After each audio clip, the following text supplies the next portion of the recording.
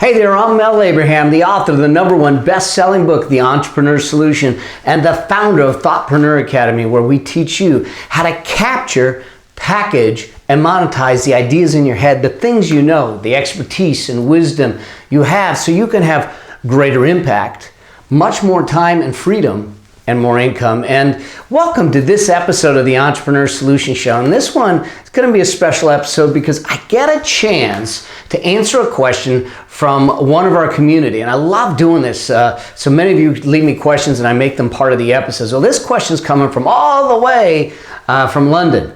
And it's a great question about self-sabotage. I call this one Dealing with the Enemy Within. It's about my 4 steps of eliminating self-sabotage. I mean, think about this for a moment.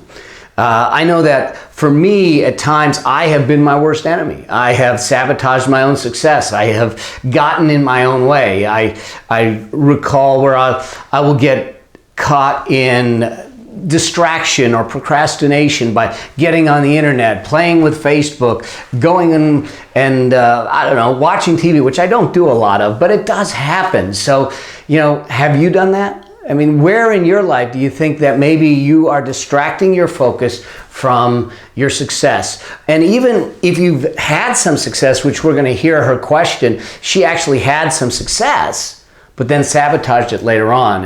And so how do we navigate that? How do we transcend that? How do we build all over that and keep going? And so I'm going to introduce you to what I call the sabotage eliminator in this episode. Will help you navigate past self-sabotage. And if you want to download the tool, download the worksheet and workbook to deal with that, just go to melabraham.com session 059. So melabraham.com/session 059. And if you're not by your computer, do me a favor, just text me. Text me My Legacy, one word, no spaces, My Legacy to 38470. I'll make sure that I get you that download link. And so let's just jump into this and look at this concept of self-sabotage. Let's actually first listen to this question from Laurence across the pond in London.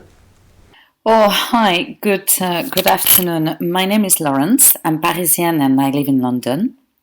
I have been following you for a while now.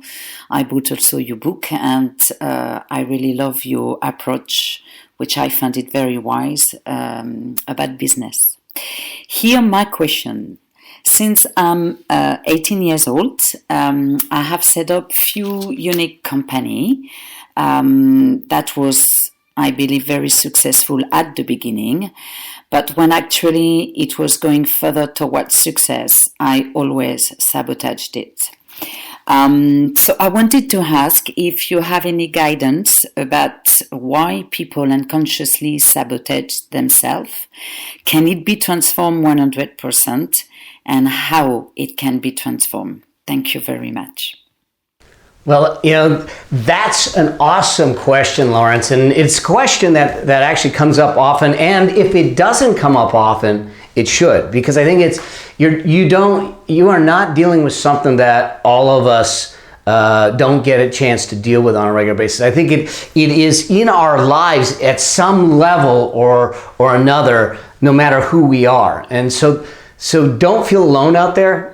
First things first, starting at the age of 18, successful businesses, serial entrepreneur, congrats, kudos, and I hope you're celebrating the successes and the impact that you're having, because that is one of the things that we fail to do as entrepreneurs, is to simply celebrate our successes, no matter how small and no matter how grand, to make sure that we celebrate the successes that we have. And so let's look at this for a moment, but before we do that, let's figure out, why is it important to conquer this thing called self-sabotage, or sabotage, if you will. Well, the way I see it, there's a couple of things that happen. If we don't do it, we find ourselves in a situation where we create strategies that actually break down. We think we've got ourselves on a trajectory or on a path or on a direction, and they break down. I mean, how many times have you seen, maybe in your life, where you had this great plan, you start on the plan, and it seems to just fall apart. I know, and one of the easiest places that we see this is in these things of self-sabotage. I'm talking about it in the context of business, but it doesn't matter. It could be in the context of your health. It could be in the context of your relationships. It could be in the context of your wellness, your fitness. And I think that we see this plenty of times. You come into New Year's resolutions. This is when everyone says, oh, I'm going to lose 10 pounds. And you create this great strategy. I'm going to go to the gym every morning and I'm going to eat differently. And here you are, you start that, and January 5th, you're eating a donut. Or January 5th, you're sleeping in. I know, and I don't eat a lot of donuts, but I have slept in. But I know that there's been times in my life where I put a plan in place. I had the strategy, and it was a great strategy. The execution behind it failed. And whether that was self-sabotage or not, one of the things that we look at is that as you said, Laurence, in your question, if there's a pattern, then there is a habit. There's something there that we need to deal with to figure that out and start to understand how that plays out. So one of the first challenges that when we don't get this right, when we are kind of submitting to the self-sabotage, our strategies break down. The second is that it's like Groundhog Day.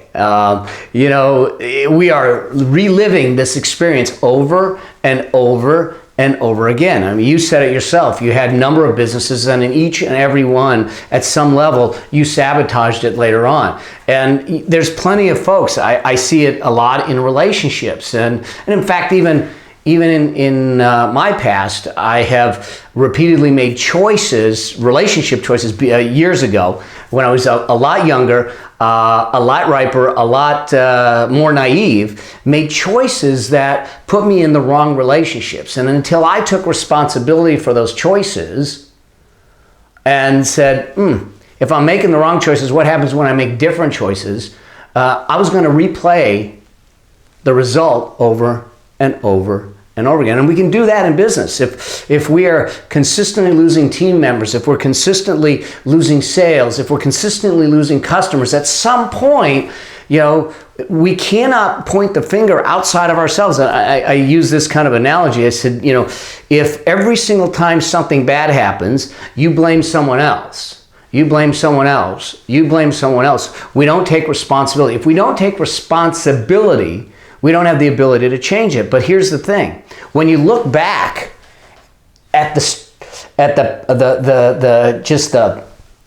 trail of dead bodies behind you, if the one common denominator is you, at some point you got to look at yourself and start asking yourself, what am I doing to contribute to this? And so, if we don't get this right, if we don't recognize it and figure this out and kind of eliminate the sabotage using the eliminator, we're gonna replay Groundhog Day each and every day, over and over again. And then the third thing I think that happens is that ultimately we feel helpless, and it's probably one of the worst feelings that you can have is to feel completely helpless, and you feel like I can never do anything right. I'm just not good enough. That's for someone else. Someone else will have that success. Well, that's just them. And you come up, and if you hear yourself saying these things, you're at that point where you're starting to self-defeat yourself because you're saying things like, well, that's them, it's not for me. I can't do it. I'm not good enough. Well, I guess I'm just not going to be that successful. I'm just gonna let myself and settle for things. And that's probably the worst place to be, is to feel that helpless, to give up and just kind of give in and say, here's where I'm at. Whether it's health, whether it's work, whether it's relationships, whether it's any of that. But rather to look at it and say, I'm here because of choices I made. I can move from here because of new choices I can make. Doesn't mean it's going to be easy. Doesn't mean it's going to be without a challenge. And it certainly doesn't mean that we'll achieve everything we want. But the one thing's for certain: if we make the choices and we make the choices differently than we did in the past, things will be different in the future than they are right now. So that's what happens. That's one of the things that happens, the three things that I think happen. There's plenty more, but these are the three major things that happen if we don't conquer this thing called self-sabotage. But if we do, one of the things to consider is that we start to build confidence. Those micro successes, and why I say we need to celebrate micro successes is is that it's kind of like that relay race, and you get the baton and you move a little further, and you get the baton, you move a little further, and you get the baton and move a little further. That I got to celebrate those little successes that really kind of spur us along the road to success, and that each success needs to be celebrated instead of suppressed, instead of just kind of sloughed aside and say, yeah, okay, well, that wasn't that big of a deal. It was a big deal because it was something that you didn't have previously. I think every little success is a big deal. And I think that we need to celebrate and embrace progress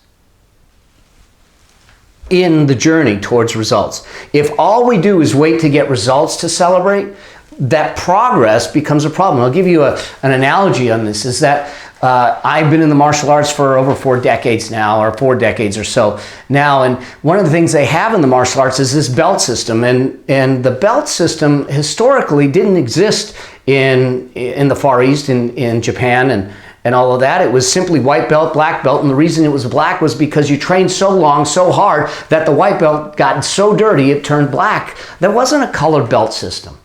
But when our military was over there during the wars and started training in the martial arts, one of the things that they realized is that our U.S. military was used to rankings and reward systems and an acknowledgement of where they've been. So they created this belt system. So it's really a Western phenomenon, but what it allows you to do is to look at where you were before and how far you've come. So celebrating those micro successes builds confidence and starts to move you forward. We'll talk more about the process of that as we get into it further. The second thing that happens is that, just what I was talking about, the micro successes, is that we're going to celebrate every little step of the way. And then the last is this: we get a bigger vision. Because as our confidence grows, our vision grows. We get a chance to look out and say, if I can do that, what else can I do?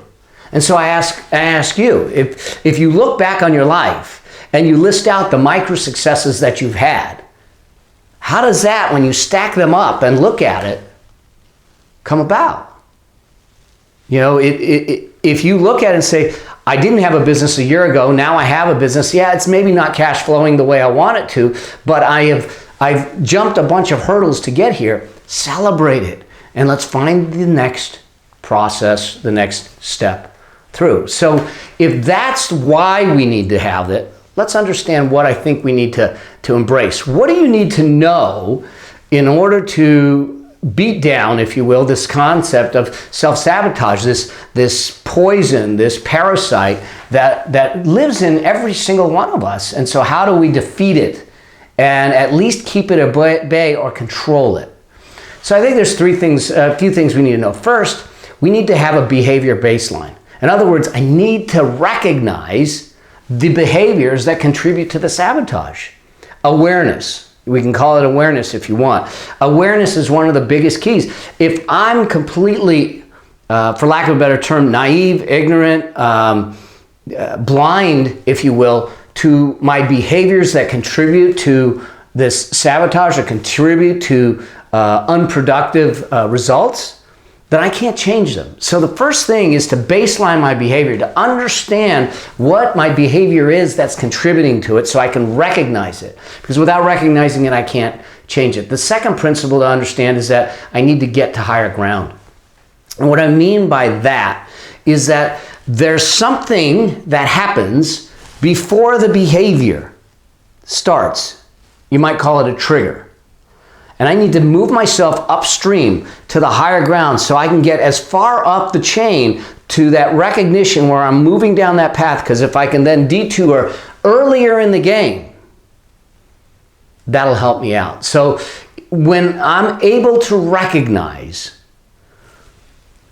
the choice point, the thought process, the mindset, the behavior, the feeling that I have each and every time I start to make that journey down the self-sabotage path, I now have the ability to know where that point of change is. If I can change that inflection point, if I can change that trigger point, now instead of using that trigger to move me down the negative path, I use that trigger to move me down a positive, productive path. But we need to get to higher ground. We need to elevate ourselves beyond when we're in it and and step backwards until we can figure out where we need to manage that process. And then the last is this: keep your eye on the prize. In other words, why are we in the game? Many of you have heard me speak about the whole concept of building a business under the umbrella of meaning, and that everything we do in business is informed by the legacy and the lifestyle we try to create, not just for ourselves, but for all of those people that we touch in our business.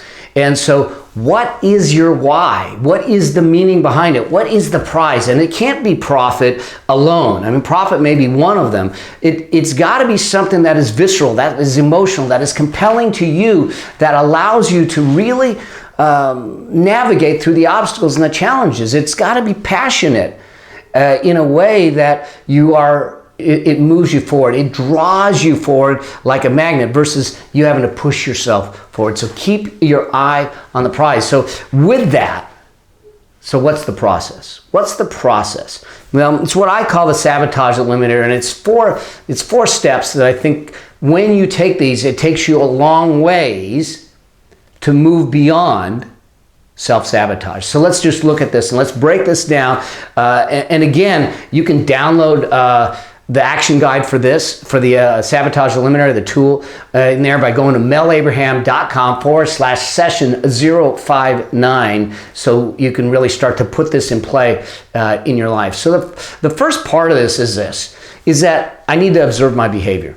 In other words, I need to become aware. I need to recognize what it is. I need to reflect and maybe revisit those times. Lauren says you're going through this, to revisit those times that maybe you felt there was self-sabotage, and discern what those behaviors were, to extract those moments of choice, those moments of decision, to see that there's a pattern there, and see if you can find the patterns in your behavior during those times, because it's those patterns that we need to recognize and break. We all have patterns. We all have habits.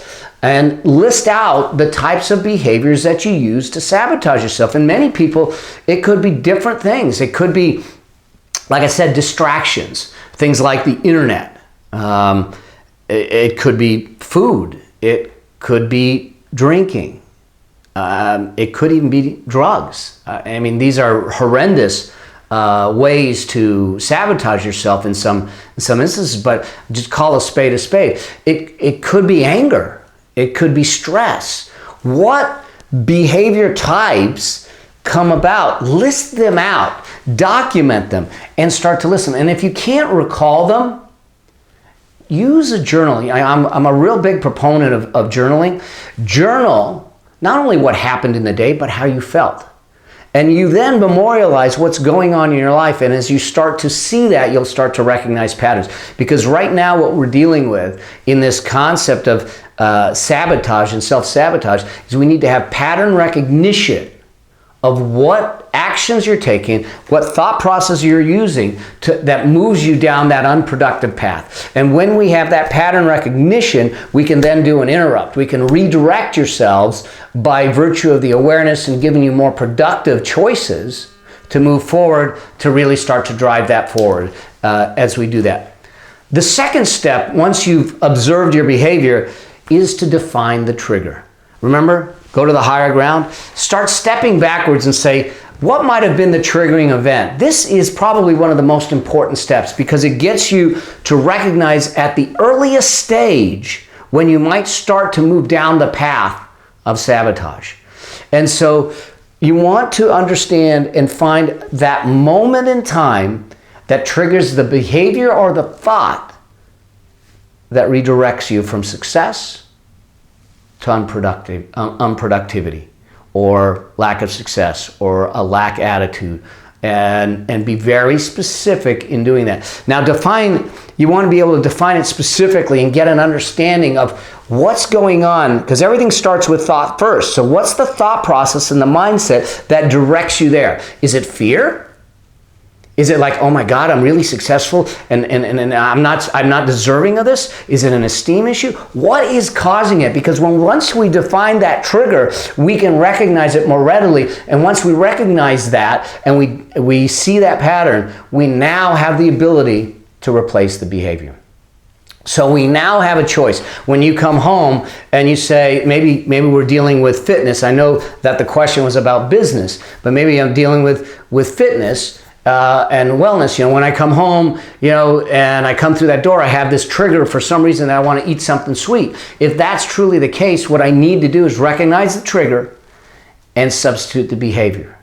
Okay? Find a more appropriate, positive behavior to fill the void of that not eating something sweet. Create a new connection, an anchor with this new behavior and the trigger in that process. Okay? You could be in a situation where in business, one of your team members, when someone makes a mistake, you go into a rage.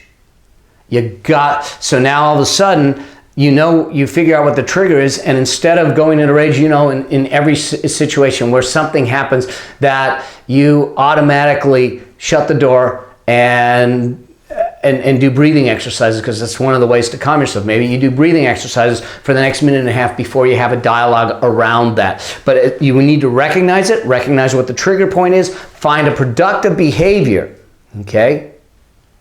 And then do me a favor, in your journal or somewhere that is visible and available and in front of you, I want you to write your commitment statement to the new behavior from that trigger.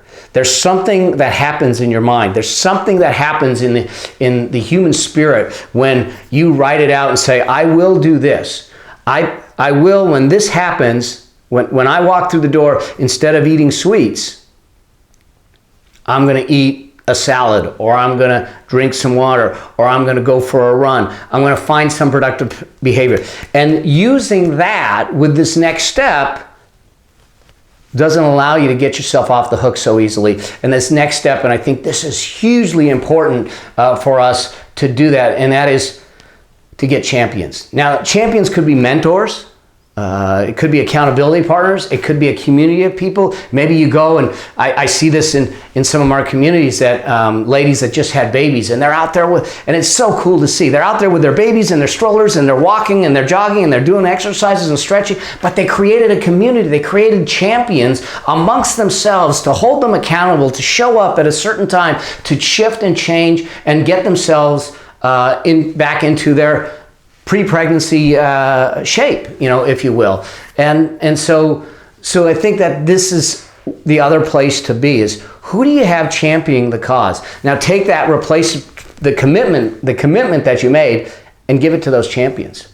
Those that you respect, those that it would hurt you if you disappointed them, that you would feel really bad, because they're people that you respect so much and admire so much. You don't ever want to disappoint them. Find someone that can be your champion. Give them the triggers, give them the behaviors and your new behaviors, and give them this permission to hold you accountable. Now, I know that with some of my high-level clients, my mentoring clients, and the people that I work with, I can be very direct. And I get permission up front, because I tell them, sometimes I'm not gentle, but it's for your own good. It always comes from a place of caring, always comes from a place of love, always comes from a place of compassion and the best for you.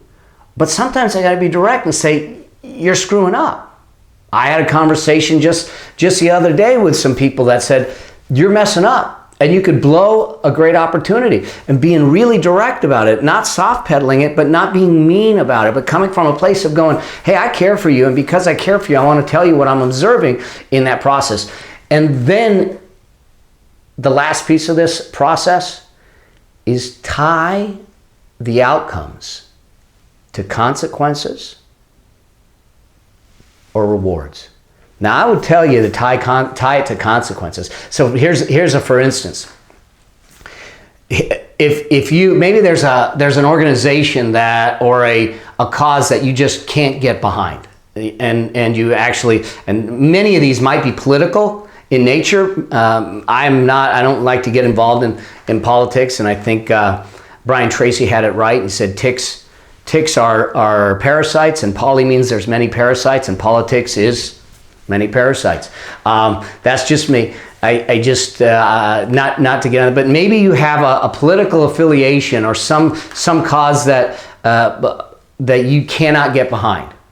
Well, if you mess up, we're going to have you write a check to the cause you can't get behind. Maybe it's a competitor. Maybe it's someone else that is in your space that maybe you do that. So here's what I mean by this is I want to create a reward or a consequence that allows you to either celebrate or repels you from not letting someone down because you don't want to write that check or you don't want to do that thing or you don't want to. So there is a consequence and a reward tied to everything you do. So that's the 4 steps. And if you put this in place and follow it religiously, you're going to find it doesn't mean that self-sabotage isn't going to creep in. It's going to give you a mechanism to control it, a mechanism to keep it at bay, a mechanism to allow it to get you back on track when you feel yourself going off track, because we all do. I do too. There's plenty of times that I have some of my mentors, my colleagues, my